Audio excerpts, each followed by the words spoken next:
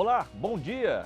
Para que este domingo continue iluminado, vamos falar daquilo que anda tirando um pouco o sono do amapaense, que ele já pensa inclusive em apagar as luzes. Vamos falar de energia elétrica, reajuste de energia elétrica, CEA Equatorial e o futuro energético do Amapá. Para isso, nós temos dois convidados que conhecem muito bem o setor elétrico, já estiveram lá dentro. Hoje estão conosco aqui Dr. Benício Pontes, advogado, especialista também em direito do consumidor, com atuação em demandas envolvendo serviços essenciais, direitos tarifários e por aí vai. Dr. Benício, a energia está cara, vai subir ou não? Bem-vindo ao nosso programa. Bom dia, Luiz, bom dia, telespectadores. Dr. Cássio, um grande amigo, parceiro de profissão. Vamos discutir, debater e tentar encaminhar uma solução para que a gente possa solucionar, amenizar ou dissolver esse problema da tarifa energética no Amapá. Como o Dr. Benício então já adiantou, Dr. Cássio Cleita aqui, vice-presidente da Comissão de Energia da Ordem dos Advogados do Brasil, do Amapá, especialista em temas energéticos, regulação, concessões e setor elétrico. Dr. Cássio, bem-vindo ao debate. É um assunto, quando fala-se de energia elétrica, os amapaenses já ficam literalmente com a orelha em pé, né? É verdade, Luiz. Muito de orelha em pé pelo histórico que nós temos aí, né? Mas antes eu queria dar um bom dia para você, um bom dia para o Dr. Benício e um bom dia a todos os nossos telespectadores, aqueles que nos prestigiam nessa manhã de domingo. É importante a gente conversar e a gente debater para que a população saiba quais são os problemas que envolvem essa nossa tarifa. Qual o cenário que a gente tem futuro, o que a gente pode fazer para tentar minorar essa questão dos aumentos. Falando em reajuste, na semana passada, quem realmente estuda o tema, quem faz parte do setor, já sabia que haveria uma reunião na ANEEL para discutir esse aumento. O grande público não sabia e foi justamente durante um pronunciamento do senador Lucas Barreto, do PSD do Amapá, que a grande massa soube que poderia haver um aumento de energia. Vamos ver a denúncia que foi feita pelo parlamentar amapaense. Hoje eu tomei conhecimento, senhor presidente, do processo 48.500.003.997 de 2025, que formata um reajuste tarifário anual na CEA, Companhia de Eletricidade do Amapá, que poderá sofrer um aumento na conta de luz no povo do Amapá até 32% e que passará a vigorar a partir de agora, de dia 13 de 12 de 2025. Justamente agora que se reduziram a bandeira, diminuiu para a bandeira amarela, ou seja, quando ia ter um desconto, eles querem aumentar 32%. A técnica sorteada para relatar este processo é a relatora Agnes Maria Aragão da Costa. E nós precisamos ouvir a relatora e conhecer as motivações técnicas desse aumento cruel. Trata-se de uma tentativa de reajuste absolutamente desproporcional, inaceitável e incompatível com a realidade econômica do nosso estado. Mais grave ainda, o Amapá é um estado produtor que gera e exporta energia para todo o Brasil e, paradoxalmente, os amapaenses pagam as tarifas mais elevadas do Brasil. É preciso afirmar com clareza que a conta de luz não é instrumento de financiar os investimentos da CEA Equatorial. Esses investimentos devem ser custeados pelo lucro da empresa e pelo governo federal, que inclusive socorreu com investimentos do Tesouro Nacional essas demandas. É preciso afirmar também que, segundo informações, esse aumento estaria relacionado a investimentos realizados pela CEA Equatorial, que agora seriam novamente repassados numa via extraordinária aos consumidores. Queremos, senhor presidente, a imediata transparência de todos os fatos e atos. Onde foram esses investimentos no Amapá? Tenho cobrado publicamente que a Equatorial Energia e a ANEEL apresentem ao povo do Amapá as informações detalhadas desses investimentos pedidos e efetivamente executados e de que forma estes custos estão sendo repassados à população em bons serviços, à energia mais barata. Digo isso, senhor presidente, porque no ano passado a CE Equatorial disse que de janeiro a junho eles haviam investido 250 milhões de reais. E só em junho, outros 250 milhões que eles estavam cobrando. Onde foram esses investimentos? Além disso, é indispensável que venha a público a destinação do material retirado durante substituições de infraestrutura, como postes, cabos, alma de aço 1/0, 2/0 AWG, caríssimos e de duração de uma vida longa. Insumos de alto valor econômico. O Amapá tem o direito de saber se esses materiais foram reaproveitados e estão cobrando novamente ou vendidos. E quais foram os ganhos patrimoniais decorrentes dessas operações. Estão trocando postes, senador Girão, postes de concreto, dizendo que tem que trocar um poste de concreto que tem vida aí de 200, 300 anos. O aumento de 32% é covardia com o consumidor do Amapá.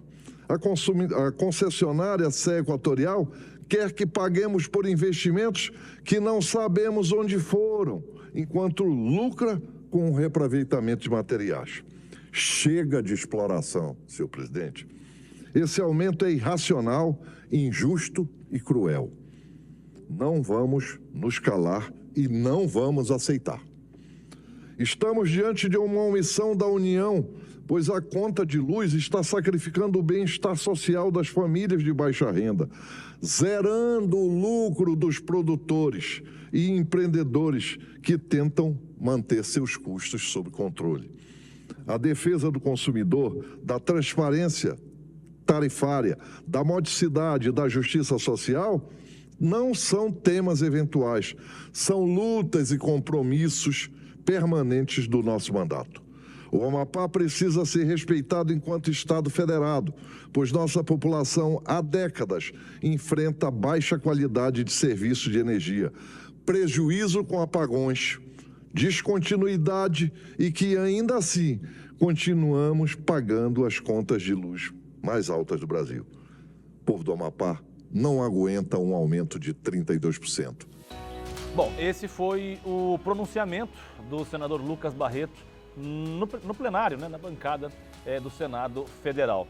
Ficou no pronunciamento. Na semana seguinte, os outros dois senadores que compõem os representantes do Amapá, Davi Alcolumbre, do União Brasil, e Randolfo Rodrigues, do PT, juntos, mas sem o senador Lucas, apenas os dois, fizeram um ofício para que a ANEEL retirasse da pauta. Era o item 7 da discussão da ANEEL, da sessão da ANEEL, para discutir o aumento do reajuste ou não.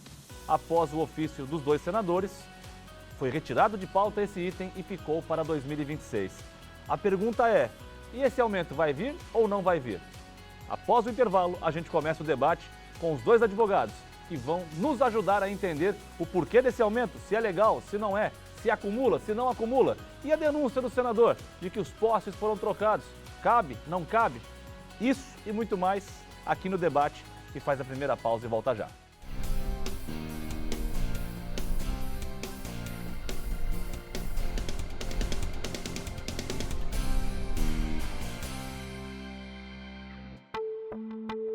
Estamos de volta e agora sim é o momento que o apresentador pouco fala e a gente deixa o espaço para as estrelas do programa, que são os nossos debatedores, os nossos entrevistados. E eu queria já começar com uma pergunta e deixar para que os amigos aqui pudessem nos responder. Doutores, o que explica um pedido de reajuste tão elevado como 32%? Isso é comum no setor elétrico? Qual dos senhores gostaria de começar? Posso começar, Luiz? Doutor Castley. Verdadeiramente, os aumentos aqui no Amapá, eles sofrem um problema crônico de histórico de tarifa. Nós passamos, muita gente não lembra disso, mas nós passamos muito tempo no Amapá sem reajuste. Por quê? Porque a companhia de eletricidade estava inadimplente no setor elétrico, devendo a Comissão de Energia, devendo a Eletronorte, a Eletrobras e a Petrobras, e estavam impedidos de aumentos de tarifa. Então não tinha, tinha a anotação da tarifa, mas essa tarifa não era implantada na conta e para o consumidor. Era uma punição que a CEA sofria. Então isso trouxe para nós, para o nosso povo, um histórico de tarifas módicas, tarifas baixas. E depois da privatização, depois da venda da companhia de eletricidade para a Equatorial Energia, a Equatorial Energia, vamos dizer assim, fez a tarefa de casa e se habilitou a receber esses aumentos todos. Esses aumentos, é bom explicar para o consumidor, eles não são ao bel prazer da Equatorial.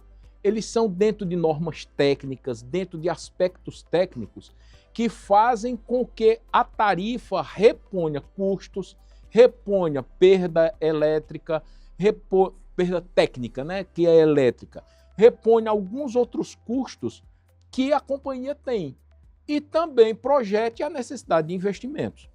Então, é por isso que a gente vem experimentando aumentos consideráveis na tarifa de energia. É normal em outros estados isso? Não. Não é que seja no mesmo patamar, mas todas as companhias de eletricidade encaminham os seus reajustes tarifários, sejam eles ordinários ou extraordinários. Para a ANEEL, é feito um estudo na ANEEL e é feito o deferimento ou não desses valores ou o adequado, o tamanho da tarifa que se vai dar de aumento, esse percentual que vai se dar de aumento. Então, assim, é uma equação complexa, que é difícil a gente, em poucos minutos, explicar tudo para a população. Mas, verdadeiramente, é um ato previsto na concessão, é um ato previsto no setor elétrico e ele precisa de aprovação dentro da ANEEL. E é isso que aconteceria na terça-feira da semana passada.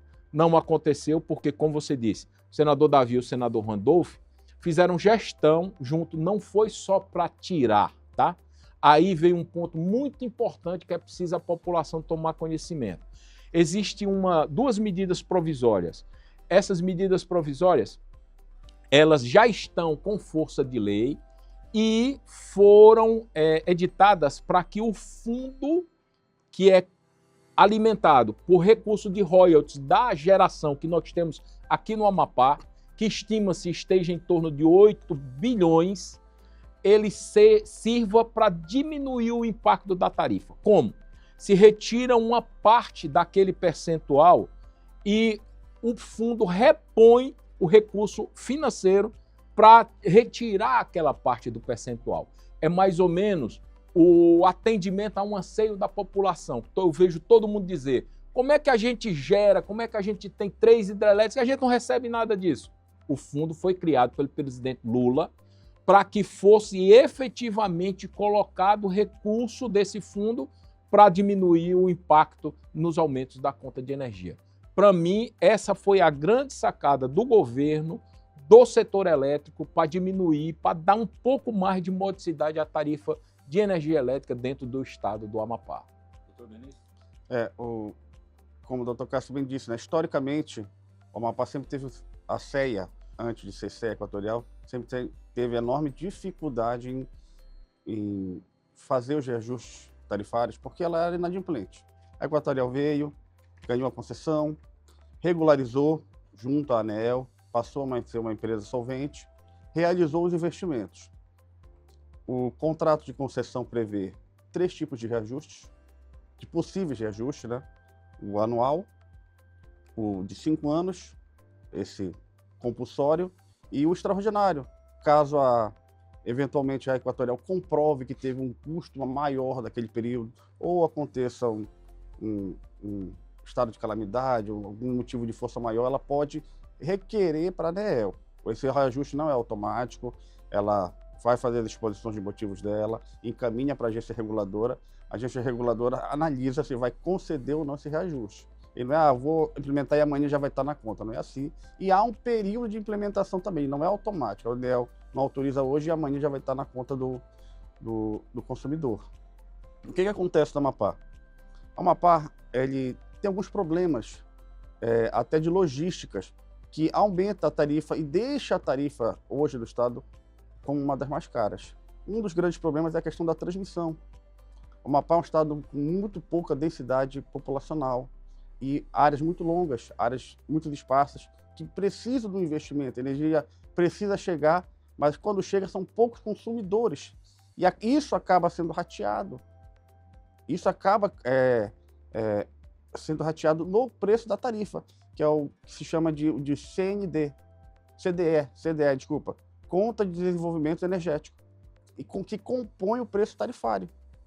Esse é um dos problemas da Amapá também, a pouca densidade, consumidores com baixo consumo, a gente não tem grande indústria que consuma, que poderia ajudar a ratear. É como um grande condomínio? Todo mundo paga ali a sua taxa de condomínio, quem usa mais paga mais, mas no final tem que chegar naquele valor? O valor do condomínio geralmente é rateado de forma igual, é mais ou menos parecido, um pouco mais complexo o cálculo da tarifa. Mas o que acontece? Como aqui a energia, eu não pago a tarifa de energia para chegar na minha casa, eu pago a tarifa de energia para chegar na casa de todo mundo. Eu rateio esse custo com todos os outros consumidores. Quando tem menos consumidores, maior o rateio. Um condomínio, como você bem deu exemplo, com 100 moradores, paga um preço menor de condomínio do que aquele condomínio com 10 moradores, por exemplo. É o que acontece no Amapá. Além disso, também tem outras questões. O CDE, que é a Conta de Desenvolvimento Energético, ela engloba, por exemplo, os preços de programas sociais. É rateado também com os consumidores. Ninguém deixa de... O governo não paga, a companhia não deixa de cobrar. Esse custo é rateado também com outros consumidores. Então, quando se lança um governo do estado, uma união, quando se lança um programa social aí, de que a pessoa até tal renda não vai pagar energia, somos nós todos que estamos pagando essa conta? É rateado com os demais consumidores. Teve a questão da venda da Companhia do Amazonas, 9 bilhões de reais. Esse custo foi rateado também com os consumidores. E isso aumenta a questão da tarifária também. E acaba gerando esse custo um pouco maior para cá, para o Amapá, do que para estados como São Paulo, Minas Gerais, que tem uma grande densidade demográfica. A CDE que o Benício está dizendo, o Benício foi cirúrgico na colocação dele. Vamos pensar assim, ó. No Amapá nós tivemos uma decisão que ela, para o setor elétrico, ela foi ruim. Por quê? Programou-se uma horizontalização da cidade. Se por muito tempo se proibiu a construção de prédios muito altos, de condomínios, essa coisa toda. E se incentivou para que a cidade se espalhasse, crescesse. E isso traz um problema para o setor elétrico. Em Belém, por exemplo, se eu pego 1 quilômetro de rede que eu faço, eu tenho 10 prédios nesse 1 quilômetro ali. Eu tenho quantas unidades? Em cada prédio vamos botar 10 unidades, com 10 prédios eu tenho 100 famílias sendo atendidas. No Amapá, se eu pego 1 quilômetro de rede, eu só tenho 10 casas, vamos dizer assim, sendo atendidas. Entendeu? Então, o custo para implantação da solução de energia, ele é muito maior, devido a essa nossa densidade. E aqui, e nas cidades, a falta de verticalização das nossas moradias. Então, isso leva a um custo maior, leva a um desembolso maior de investimento para a companhia que faz a distribuição. Agora, um outro questionamento que a gente ouviu bastante dos nossos telespectadores, e foi algo comentado também, a Equatorial, falando assim em português bem claro, comprou a CEA. A CEA agora é da Equatorial. Quando uma empresa quer fazer investimentos, ela depende do próprio lucro para reinvestir na empresa. A Equatorial deveria fazer isso ou não? Ela não tem que viver do próprio lucro? Ou se ela teve um prejuízo, teve algum problema, ela tem que recorrer à ANEEL? Por quê, se é uma empresa? Não, na verdade é o seguinte, quando ela ganhou a concessão do setor energético aqui da distribuição, da transmissão,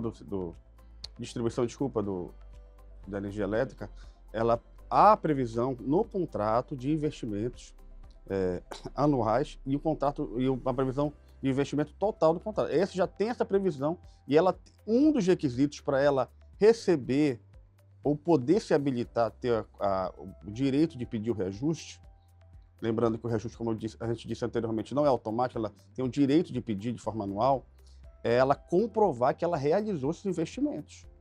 Ela tem que, no relatório dela, nas exposições de motivos dela, tem que mostrar, olha, ANEEL, investi tanto, a inflação foi tanto, tive o gasto tanto, desembolsei tanto, preciso reajustar tanto. De forma grosseira, é esse que é o cálculo. Então, ela tem que comprovar que ela investiu. A forma que ela investiu, se ela emprestou dinheiro, se ela teve lucro, se ela usou o dinheiro do próprio bolso, aí já não é competência da ANEEL analisar isso. Mas ela tem que mostrar que ela investiu aquele valor, percentual, aquele valor que está estipulado no próprio contrato de concessão. Completando sua resposta, Luiz, nenhuma empresa consegue fazer esses investimentos no nível que o Estado do Amapá necessitava com recurso próprio. Acho impossível no país fazer. Se capta recurso no mercado, se capta em banco, se capta recurso para investimento. E esse investimento ele precisa ser remunerado. E aí a remuneração é por onde? Pela tarifa também, pela arrecadação. Essa tarifa, ela, além de considerar todos esses aspectos que o Dr. Benício disse, ainda tem que considerar a perda técnica, que a gente precisa entender o seguinte: quando o teu vizinho faz um gato que tu tá vendo ali e tu não denuncia e tu não chega lá, o que é que acontece naquilo ali? Tu tá pagando pelo gato do teu vizinho, porque aquele gato é uma perda técnica e está indo para dentro da tarifa, como perda técnica. Na época em que a CEA era estatal ainda, a perda técnica ela estava em algo em torno de 45%. Sabe qual é o aceitável dentro do setor elétrico? De 10% a 15%. Hoje, o ideal é em torno de 10% de perda técnica. No Amapá, eu não sei quanto está agora, porque eu não vi a apresentação do cálculo de perda técnica da CEA para requerer essa tarifa. Mas há alguns anos atrás eu soube que tinha reduzido de 45% para 22% essa perda técnica. Atualmente eu não sei quanto está. Então é um cálculo complexo que é feito e que precisa ser comprovado junto à ANEEL para se buscar isso. A solução para diminuir essa questão do impacto das tarifas, ela passa realmente por essa boa vontade dos políticos nossos de trabalhar junto ao setor elétrico, junto à ANEEL, a utilização desse recurso lá da geração que nós temos das nossas hidrelétricas, que aí vai diminuir bastante esse impacto nas nossas tarifas e para o nosso povo. Eu acho que essa é a principal solução que nós temos que ter. E eu vejo muito assim, o senador Davi, o senador Randolfo, o senador Lucas, empenhados em resolver esse problema para a população. Vejo muito isso, muito claramente. Todos três muito empenhados no esforço realmente para resolver esse problema para a população. Só complementando o Dr. Cássio, além do gato, famoso gato, né, que causa uma perda técnica grande, a instalação antiga e precária de muitos locais causa uma perda técnica enorme no consumo também. Tem instalação no Amapá de 40 anos, cabos Sim. de 50 anos que foram instalados na década de 80, década de 70, que ainda estão operando. E pela norma, pela legislação da ANEEL, isso não poderia ter uma vida útil. Tem porte que não tem mais condições de abrigar um transformador, de abrigar uma linha hoje atual e moderna de transmissão de energia elétrica. Então isso também causa uma perda técnica e, querendo ou não, isso gera necessidade de investimento que a Equatorial precisa e ela está fazendo. A gente já teve uma mudança de cenário nos portes, teve uma reclamação, estão mudando o porte de concreto, não sei o quê. Porte de concreto ele tem uma vida útil. Isso inclusive foi falado, que um questionamento do senador Lucas inclusive foi esse. Esses postes deveriam durar a vida inteira. A Equatorial trocou porque quis? Não. Na verdade, a Equatorial, o que é que ela tem feito? O que a gente tem notado? A Equatorial tem agido, e não estou defendendo a Equatorial, tá? Estou dizendo assim, ó, a Equatorial tem modernizado todo o sistema de distribuição. Aqui mesmo, na frente da Record, a gente viu primeiro um alimentador, e eu acompanhei porque passo aqui praticamente todos os dias, que vou aqui para Ama, na fazendinha, saio de casa, moro ali do lado do cemitério e venho para cá. Então a gente viu assim, em uma semana a rede está toda montada, toda pronta. Não sei se estava energizada, mas estava montada. E por que tem esse poste tão alto aqui? Porque era alimentação. há uma norma técnica que diz o tamanho do poste que tem que ser colocado lá. E nós temos aqui rede de alimentação, alimentadores, que, por exemplo, alguns anos atrás nós tínhamos alimentadores com 20 quilômetros, quando a norma diz que no máximo 5 quilômetros. Nós tínhamos cabos com mais de 30 anos de utilização, enquanto a vida útil de um cabo desse é 20 anos. Então, assim, são aspectos que eles encontraram aqui dentro do Estado, aqui dentro de Macapá, que foi necessário fazer um investimento. E não tem como fazer investimento sem um reajuste de tarifa. E a ANEEL enxerga isso nos cálculos, nas planilhas que são apresentadas e defere ou não defere. Por isso, também, os impactos das tarifas que nós tivemos. Nós temos aquele contexto histórico que passamos muito tempo sem aumento de tarifa e temos também a necessidade de investimento hoje que é premente devido à privatização e à melhoria dos serviços. Porque, particularmente, nós tivemos uma melhora na qualidade da distribuição. Isso a gente sabe. As faltas de energia, a gente não vê mais o pessoal reclamar tanto. Não com a mesma frequência. Não com a mesma frequência, mas tem. Assim, os eventos climáticos, por exemplo, minha filha está em São Paulo, está estudando em São Paulo, e eu estou vendo hoje lá, ela sem energia no prédio dela, e chega a mensagem da Enel no celular, dizendo que está com esse problema porque as equipes estão assim, assim, assim, assado. Já tivemos. Em 2016, nós tivemos um evento climático aqui que a cidade ficou 80 mil unidades consumidoras sem energia. E nós passamos 3 dias para restabelecer. Não foi no apagão, tá? Foi uma ventania que deu aqui. Não sei se vocês lembram disso. Então, foi preciso botar todas as equipes, todo mundo trabalhando em campo para tentar recuperar.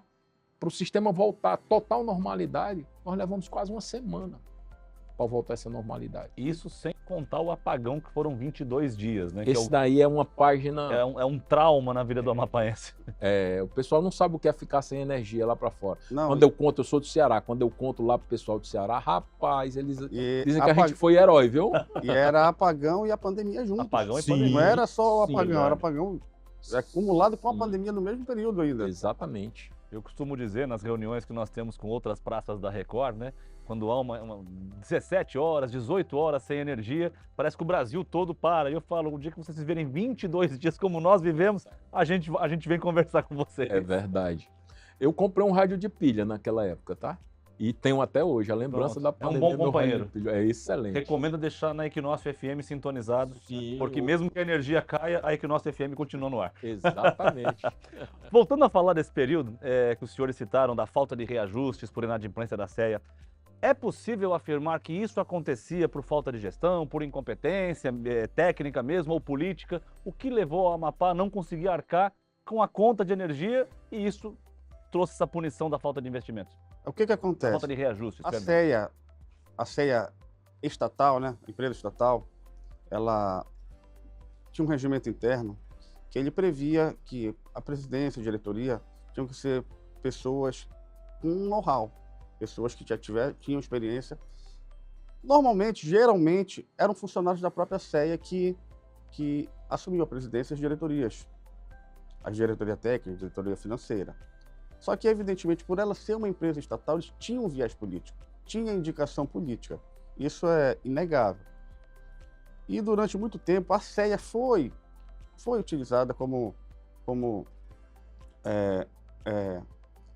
um mecanismo político, uma força política no Amapá. Tanto é que era normal ter candidatos da SEA, e candidatos da SEA se elegiam deputados federais, vereadores, diversos deles. E isso atrapalha, por mais que o cara seja técnico, por mais que o presidente e o diretor sejam técnicos, o viés político, aquela irrigação, aquela força política por trás dele, acabava atando as mãos dele para a questão do cumprimento das normas técnicas. Além disso, a pouca falta de interesse do governo em modernizar o sistema, contratos, de certa forma até dúbios, que a SEA fazia, de licitações que geravam um ônus muito grande. A SEA teve um problema interno administrativo, um plano de cargos e carreiras e salários dos funcionários que onerou muito a empresa. Isso gerou um déficit de mais de 200 milhões de reais dos próprios funcionários contra a SEA. E questões operacionais, pouca fiscalização, alta perda de consumo, pouca cobrança, a CEA não cortava energia, na verdade, a CEA não cortava, era normal. Deixou o cidadão até mal acostumado quando a Equatorial começou a fazer os cortes, né? Então, ou seja, ela tinha uma administração precária porque era um serviço que não deve ser do serviço público. É um serviço que tem que ser moderno, tem que ser modernizado, tem que ser atual. E o serviço público, da forma que ele era prestado pela CEA, era um serviço muito deficitário, o que gerou a inadimplência, gerou a baixa tarifa e gerou essa sensação de que hoje a gente paga muito mais do que o devido. Doutor Cassius Clay? E eu acrescento ainda que nós tínhamos a geração mais cara que pode existir no setor elétrico. Nossa energia aqui, da nossa demanda, cerca de 60% da nossa energia era gerada a diesel. Nós só tínhamos o paredão, lembra? Como hidrelétrica. E o paredão, a energia do paredão era só para nós aqui. Só que não atendia todo o estado, não tinha condições. Hoje nós só temos um município que está em sistema isolado, que está sendo feita uma hidrelétrica lá perto, Salto Cafezó. E aí nós, naquela época, aqui o estado todo era atendido com energia a diesel. E essa energia a diesel, o custo é altíssimo, altíssimo. Além de alto, nós acabamos entrando numa inadimplência com Petrobras, Eletronorte e Eletrobras. E aí, como é que sai dessa inadimplência? Pra você ter uma ideia. Só negociando e pagando. Agora, sem tarifa, sem um aumento, você não consegue. Eu te digo, Luiz, assim, ó, eu participei do grupo que geriu a CEA depois que o governo federal mandou o pessoal da Eletrobras para gerir. Eu fui procurador-geral da CEA naquela época. Nós tivemos em negociação com a Petrobras, a CEA devia 1 bilhão e 600 milhões. Conseguimos fazer uma negociação para o governo federal retirou juro, tirou multa, tirou todas as gorduras, ficou em torno de 720 milhões. Mas ainda era 720 milhões. A Eletronorte, nós devíamos 1 bilhão e 200 milhões. Foi negociado, foi baixado para 600 milhões. E a Eletrobras, a gente devia em torno de 400 milhões e foi negociado, reduzido aí para 100 e poucos milhões, nessa faixa. Nesse íntere, o governo federal começou a negociar e começou a fazer os pagamentos. Foram aqueles aportes que vieram do empréstimo que o Estado fez para fazer esse pagamento. Por quê? Porque a ideia era federalizar. Sim. Aí, no meio do caminho, veio uma determinação, uma decisão da Eletrobras que não iria mais receber as estatais, as concessionárias do Acre, do Amapá e de Rondônia. Mudou todo o cenário e aí se encaminhou a companhia para a privatização. Foi isso que aconteceu, assim, a grosso modo, se falando, e aí nós decidimos a privatização. Agora, como é que privatiza uma empresa devendo 3 bilhões? Quem vai comprar? Quem vai comprar? Qual é o preço que vai pagar? E tem aquela história, né, Luiz? A partir do primeiro ano que a CEF foi impedida, foi inadimplente de fazer reajuste, os custos operacionais continuaram aumentando. O salário mínimo aumentou, inflação aumentou, tudo foi aumentando e ela não conseguia acompanhar. Foi virando uma bola de neve. Foi o famoso efeito cascata. O segundo ano foi aumentando mais ainda, o terceiro ano aumentando mais ainda, até que chegou um momento que ficou insustentável. Não tinha mais como a CEA do governo, a CEA estatal, se modernizar, se habilitar para poder fazer o reajuste. Ela foi praticamente obrigada a ser vendida. Para a gente encerrar esse bloco, uma última pergunta para ambos. Foi uma boa ter privatizado, doutor Benício? Tudo tem ônus e bônus, né, Lúcio? Assim, a tendência é que melhore. A gente tem diversos exemplos de setores que foram privatizados, serviços públicos que foram privatizados, que melhoraram. Assim, eu sou entusiasta de que o poder público não pode prestar serviço. Na verdade, assim, o serviço público geralmente ele é deficitário, como foi da questão da telefonia, foi modernizado, teve a reclamação no início, hoje é acessível para todos. Como eu acredito que vai ser da questão da tarifa de energia.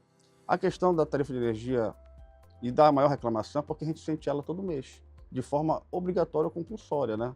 A gente acaba sentindo um pouco, mas modernizando, melhorando, aplicando uma tarifa justa e resolvendo os problemas de variação de tensão, de falta de energia, tendo um plano para um eventual apagão ou algum problema técnico que não tinha o Estado não tinha e não iria ter, acho que pode dar certo e a tendência é que dê certo. Doutor Cassius Clay, para a gente fechar o bloco, foi uma boa ter privatizado? Eu entendo que foi. Eu entendo que era a única solução que nós tínhamos para o Amapá. Com a saída da Eletrobras e a decisão de não federalizar, que talvez não tivéssemos tido o sucesso que a gente almeja também com federalização, nós temos a possibilidade de experimentar a iniciativa privada nessa área e a agilidade da iniciativa privada nessa área. Eu sou... O exemplo da telefonia que o doutor Benício falou é o grande exemplo que nós temos de sucesso da privatização. Nós saímos de uma telefonia monopolizada pelo Estado e hoje nós temos uma pleiade de empresas que prestam excelente serviço. Ainda não é o satisfatório, mas ainda prestam um excelente serviço para a gente se nós compararmos com aquela época anterior que o governo tinha tudo na mão. Então, assim, para mim, a privatização em alguns setores, ela é fundamental. E no setor elétrico, não tem como existir sem privatização. Só um complemento. Vamos lá. As pessoas esquecem que a CEA tinha 3 bilhões de dívidas e ela era uma empresa estatal. Alguém ia pagar essa dívida e quem ia pagar ia ser o contribuinte de qualquer forma, já que ia ser dinheiro do Tesouro para suprir esse débito bilionário. Então, com essa observação, com essa réplica, a gente vai para o intervalo comercial e a gente já volta para o último bloco do debate de hoje. Não sai daí.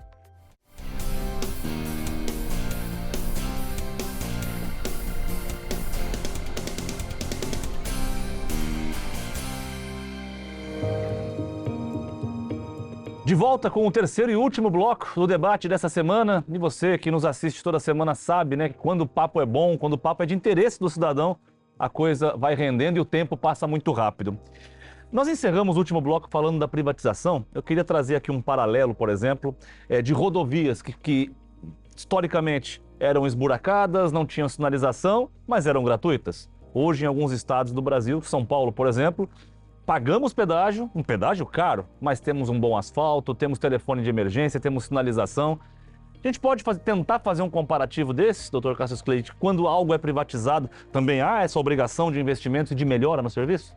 Quando é privatizado e a gente tem a sorte de pegar uma empresa vencedora, responsável, com consciência social realmente, e que não é objetivo só o lucro, só a exploração do trabalhador, do funcionário, do cidadão, a gente tem casos de sucesso. Nós temos N casos de sucesso no estado de São Paulo, em Minas Gerais, no Rio de Janeiro. Tem casos também de insucesso. Empresas que o estado teve que retomar a concessão. Mas, na maior parte das experiências, nós temos tido sucesso. Eu estive há pouco tempo, em julho, eu estive em São Paulo, saí de São Paulo, fui para Aparecida do Norte, preferia andar numa estrada com pedágio, privatizada. E você anda muito bem. Foi pela Via Dutra. Exatamente. A cada 2 quilômetros temos um telefone de emergência, caso o carro quebre, então nos dá muito mais tranquilidade. Eu saí de uma que não era privatizada e entrei na privatizada para poder andar melhor. Você anda sem medo de buraco, com assistência, com câmeras acompanhando, vendo o trânsito e tudo mais. Então, assim, eu entendo que eu sou um entusiasta em alguns setores da privatização, outros não. Outros a gente tem que manter mesmo com a atividade de Estado para que o cidadão tenha o acesso a ele, como, por exemplo, saúde. O SUS, para mim, é uma experiência de sucesso que muitos países querem copiar. Chega nos Estados Unidos, tu sofre um acidente, tem que pagar tudo. Até a ambulância. Curativo, até a ambulância, tudo. Aqui, você chega no posto de saúde, é atendido, bem ou mal, mas é atendido, tem a medicação, você sai de lá medicado, o médico te atende, tu faz curativo, depois tu ainda volta para trocar os curativos lá também. Então, assim, é inclusivo, o SUS é inclusivo. Então, você não pode pensar só em privatização nesse setor de saúde. É um setor que eu entendo que não é para ser privatizado, sob pena de relegar a nossa população, relegar o nosso povo a uma condição subhumana. Doutor Benício, o senhor que também viaja o Brasil, como vê as privatizações Brasil afora, comparada com a nossa da energia elétrica? Só complementando Doutor Cássio, Por acho favor. que a saúde e a educação elas são inegociáveis. Assim, não só o SUS, mas acho que a educação ela Sim. tem que ser para todos, tem que dar oportunidade para todos, assim como a saúde também. Acho que são dois tipos de serviços públicos que hoje, na situação socioeconômica do Brasil, são inegociáveis, porque a gente vai relegar muita gente à pobreza, muita gente à doença, muita gente à falta de educação, enfim. Mas diversos serviços públicos, por exemplo, Correio, eu acho que já passou da hora de ser privatizado. Correios agora fazendo um novo empréstimo, né? Para conseguir se manter. Um empréstimo bilionário. É um dos exemplos que eu acho que já deveria se pensar, já se estudar uma privatização do Correio, que ia até modernizar e melhorar o serviço que hoje é prestado. A privatização, as pessoas têm uma ideia errada, vai ser privatizado, agora eu vou ter que pagar. Quando é público, você também está pagando. Você está pagando com o seu imposto, está pagando com o seu tributo, com taxas, por um serviço que incontáveis vezes é ineficiente. Então não é porque é gratuito, é público, que é gratuito. Não é gratuito. Você acaba pagando, você acaba tendo despesa, você acaba pagando a altíssima carga tributária do Brasil para ter um serviço que inúmeras vezes é ineficiente. Então, a privatização você acaba pagando de forma direta por um serviço eficientemente prestado. O serviço público, você paga de forma indireta, através do tributo, para ter um serviço que muitas vezes é deficitário. Então, nesse sentido, alguns serviços, com exceção da saúde e educação, que são inegociáveis para mim, podem ser privatizados ou pode-se fazer um estudo de viabilidade para privatização e posterior modernização desses serviços. O senhor já rodou com o seu carro em rodovias paulistas, mineiras, goianas, para pegar esse mesmo gancho? O que o senhor achou? Tava bom? Eu já, assim...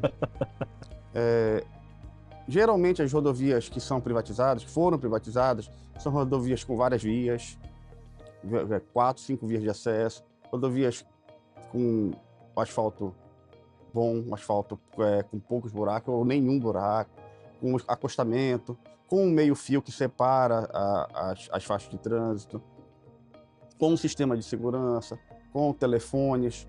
Então, isso facilita e ajuda muito. Eu não lembro de ter pego ou de ter andado em uma rodovia privatizada com faixa única de ida e volta, aquelas, como a gente tem aqui na BR, por exemplo, que causam muito acidente, principalmente pela imprudência dos motoristas. E eu nunca peguei uma rodovia privatizada com um piso de chão.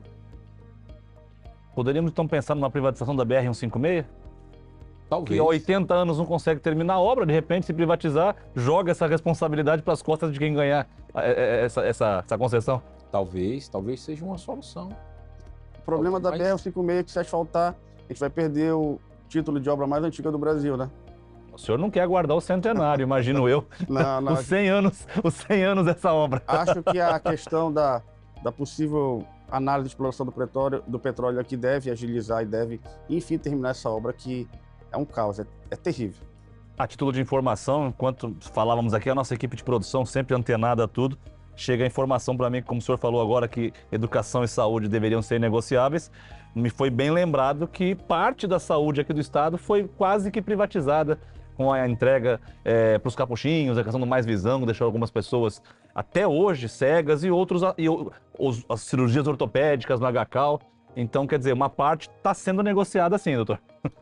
Assim, a saúde da Amapá tem um problema sério. Já desde o governo anterior, eles terceirizaram serviços de saúde, toda a equipe multidisciplinar, né? Vai desde o maqueiro até o médico, contrataram uma empresa terceirizada para contratar os médicos e essa equipe para prestar o serviço. Só que o problema é que foram, como o Dr. Cássio disse, foram empresas que não tinham compromisso algum, empresas que deixaram dívidas, contrataram um instituto chamado IBGH, que hoje possui mais de 1.000 ações trabalhistas. 1.000 ações trabalhistas Na Justiça do Trabalho, um passivo milionário mesmo assim, deixou trabalhadores sem receber não só a rescisão, mas como salários.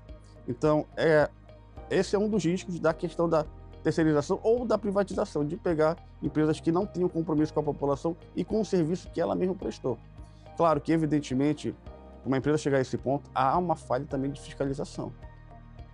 Já que, para ter as condições de receber o que foi pactuado com o Estado, ela tem que comprovar que ela cumpriu com as obrigações. E a partir do momento que ela deixa de cumprir e continua recebendo, há uma grande falha da fiscalização que deve e está sendo apurada. O Estado também teria que fiscalizar as ações da CEA Equatorial? Também ainda é responsabilidade do Estado? Depende do que você chama de fiscalizar as ações. Verdadeiramente, a concessão, ela dá ao Estado alguns poderes, mas esse poder de fiscalização, eu não acredito que a gente tenha no contrato essa vertente de fiscalização, não seria bem esse o termo, mas seria o termo de análise da concessão, análise da prestação de serviço, e tem o poder, por exemplo, de tentar retirar essa concessão aqui no Estado, se não tiver prestando serviço de forma adequada. Sempre que há uma bronca, um problema de energia elétrica, uma falta de água, muitos políticos vêm a público, a gente vai entrar para pegar de volta para o Estado, foi um erro fazer. Já vimos várias reclamações do aeroporto, por exemplo, que também foi privatizado. Não, temos que pegar o aeroporto de volta. A gente vê muita política e pouca ação. Qual a sua opinião, doutor? Agora, nesse caso do aumento da tarifa, teve político que estava na mesa de negociações com a Equatorial, estava na assinatura e agora estava comemorando a suspensão do aumento de tarifa. É até meio contraditório, né? Tá sentado dos dois lados da mesa, digamos assim, né? O que acontece? A Assembleia Legislativa, se eu não me engano, ela tem uma comissão para eventualmente apurar esse tipo de situação como o setor energético. Eles podem apurar, tem que apurar, porque é um serviço público. É só uma concessão do serviço público. Não deixou de ser. A Equatorial está trabalhando, está utilizando um serviço que é público. Então, o poder público pode e deve fiscalizar. Principalmente a questão dos investimentos que são feitos, do que está sendo feito para melhorar a situação, do que está sendo feito para evitar estados de calamidade, como o apagão. A Equatorial investiu para, caso ocorra uma calamidade daquela, ter um transformador, né? Uma subestação sobressalente que possa... Subestação sobressalente que possa suprir a necessidade de outros. Inclusive, isso ajuda até a fiscalizar o contrato, porque o contrato da Equatorial com o governo do Estado previa investimentos anuais, que é um dos motivos que habilitaria a Equatorial a pedir o reajuste para a ANEEL. Então, nada impede que a comissão da Assembleia ou o próprio governo nomeie uma equipe para que faça esse acompanhamento. E em caso de insuficiência, em caso de má serviço prestado, como o doutor Bencastre falou, o governo pode pedir a reversão e pode pedir o serviço de volta. Só para complementar, doutor Castro, peço perdão ao senhor, existe sim a Comissão de Indústria, Comércio, Minas e Energia da Assembleia Legislativa, e o biênio 2025-2027 tem como presidente o deputado Cacá Barbosa, como vice-presidente o deputado Lohan Barreto e como membros titulares os deputados Aldilene Souza, R. Nelson e Thelma Neri. Doutor. Algumas vezes a gente vê o político dizer, vamos fazer isso, vamos fazer aquilo, só que no afã de dar uma satisfação para o povo, às vezes os políticos se arvoram a dizer algo que vai fazer, mas que não tem competência para executar. O setor elétrico ele é eminentemente federal. E alguns pontos, como por exemplo, a questão da venda da CEA, a gente ter a avaliação naquela época, era a solução que se tinha dentro da venda da CEA. E se trabalhar essa venda naquela época, parecia ser a melhor solução. E para mim hoje ainda é a melhor solução. Continuo entendendo dessa forma. Dentro desse contexto, a questão da tarifa hoje, você se posicionar, você colocar-se contra a questão da tarifa, eu não vejo relação entre aquela época e a questão da tarifa hoje. Por quê? Porque a tarifa ela vem sendo construída a partir de aspectos temporais ali de um ano. E se faz esse trabalho de tarifa para se fazer o aumento efetivo dentro das contas de energia. O político ele tem obrigação de lutar para que esse aumento seja menor. E é isso que tem sido feito por alguns políticos, e é isso que tem que ser buscado. E eu vou cobrar. Como vice-presidente, como cidadão, vice-presidente da Comissão de Energia da OAB e como cidadão amapaense também que sofre no bolso esses aumentos de tarifa.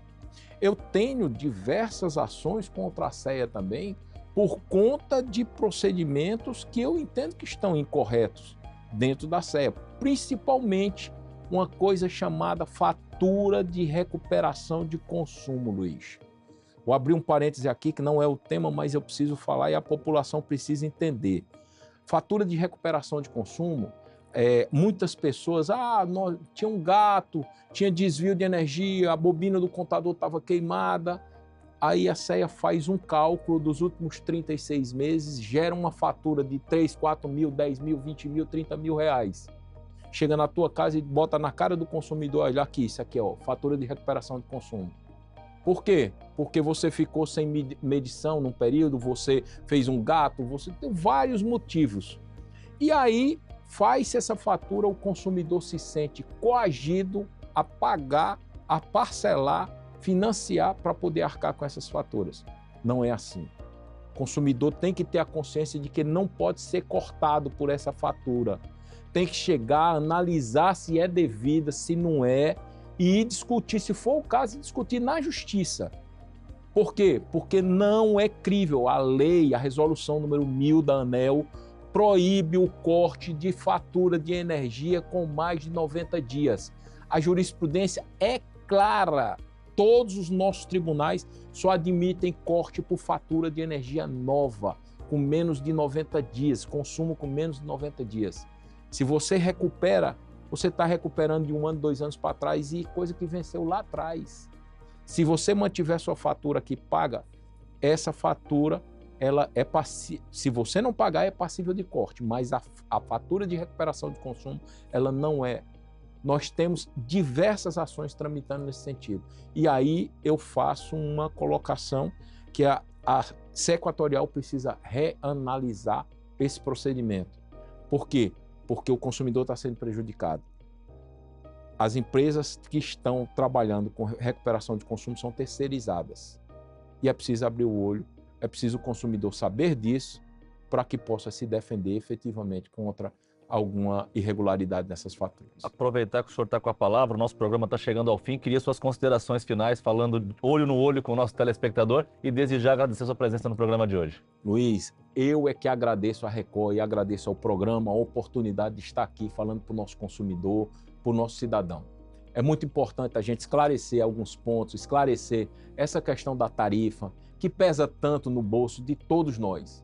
E trabalhar para que, junto dos nossos deputados, dos nossos senadores, lá em Brasília, fazerem gestão junto à ANEEL, para que esses aumentos de tarifa passem a ser cada vez menores para nós e que a gente possa realmente acessar os recursos que são provenientes dos royalties da geração, que nós temos bastante geração de energia aqui no estado do Amapá, para amenizar o valor da conta dos nossos consumidores dentro do estado.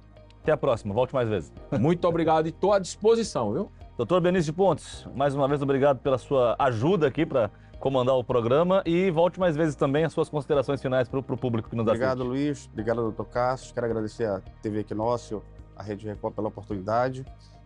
Só um parênteses antes, Luiz. Você falou da comissão da Assembleia Legislativa que deveria operar e deveria trabalhar em cima do setor energético. Nesse período, tu chegou a ver algum ato dela, algum ofício, algum tipo de atitude, algum tipo de diligência, tanto quanto a questão tarifária, quanto de análise ou de algum tipo de fiscalização? Eu teria que fazer uma pesquisa, porque não me lembro e olha que pesquiso bastante. Pois a população, o povo, tem que ficar esperto, tem que ficar ligado a diversas ações, como o doutor Cássio falou, de faturas que vêm com preços exorbitantes de um mês para o outro, com uma variação muito grande, um consumo que em tese não refletir a realidade, questão da recuperação de consumo, que é proibido. A Equatorial possui maneiras de cobrar, mas não de cortar por conta disso, não de coagir. Cobrar também mais postos de trabalho da Equatorial. A Equatorial ela tirou os postos que tinham no Superfácil, ela centralizou ali na Cora de Carvalho. Isso acaba gerando um tumulto. Teve até um vídeo recente que viralizou de uma moça que estava indignado, até quebrou, assim, ela até Correto. perdeu a razão por causa disso. Não foi no Amapá, mas foi na Equatorial, em outro estado. Por causa disso, eles acabaram centralizando isso, acabou dificultando também a população. População menos esclarecida, que tem menos acesso à tecnologia, vai lá retirar a fatura e quer ir lá pagar, porque ela acha que pagando lá é mais rápido, é mais ágil a retirada do cadastro de inadimplente, né? Então a população tem que ficar esperta, tem que ficar ligada, fiscalizar, denunciar, se for o caso, e cobrar dos seus representantes. Porque, como você bem disse, a gente não viu nenhuma atitude, exceto de alguns poucos políticos escassos, do senador Lucas, do senador Rodolfo e do senador Davi, quanto à questão da energia elétrica. Eu não lembro de ter um pronunciamento, algum tipo de medida mais drástica, tanto do governo, quanto da Assembleia, do próprio Judiciário, assim, do Ministério Público. Então a gente tem que ficar ligado. Ano que vem a gente tem a oportunidade de mudar isso, de ver pessoas capacitadas, pessoas que têm condições de executar e trabalhar em prol da população. Obrigado. O portal da Assembleia Legislativa não lista atas públicas específicas da Comissão de Energia recentemente atualizadas. Antes de encerrar, queria fazer um convite aos senhores para que a gente faça uma segunda rodada desse bate-papo, para continuar falando de privatização, mas dessa vez da CSA, da CAESA que virou CSA. Os senhores aceitam? Aceitando. Então, em breve, vamos continuar falando sobre privatização.